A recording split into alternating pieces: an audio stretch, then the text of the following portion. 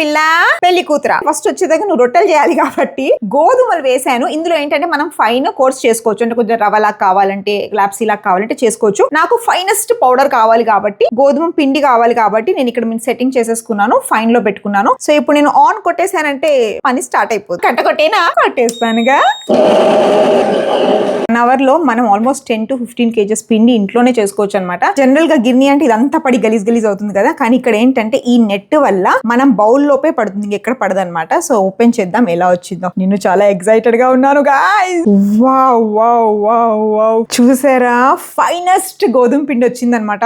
మంచి స్మెల్ వస్తుంది. ఈ రోజుల్లో బయట పిండ్లు ప్యాకెట్ పిండ్లలో ఈ స్మెల్ రాదు, ఏం రాదు, చాలా ఆర్గానిక్ గా ఉంది, ఇలా వేడిగా ఉంది పిండి. నేనేం చేస్తాను మా రెగ్యులర్ గోధుమ పిండిలో అంటే కొంచెం సోయా మిక్స్ చేస్తాను, కొంచెం శనగలు మిక్స్ చేస్తాను, రాగి మిక్స్ చేస్తాను, ఫ్లెక్స్ సీడ్స్ మిక్స్ చేస్తాను. సో అప్పుడు కొంచెం మల్టీగ్రెయిన్ రోటీ తిన్నట్టు. ఇది జస్ట్ ప్లెయిన్ గోధుమ పిండి. సో ఇంకా నెక్స్ట్ ఏం గ్రైండ్ చేస్తారో మా పెళ్లి కూతుర్ని అడుగుదామా.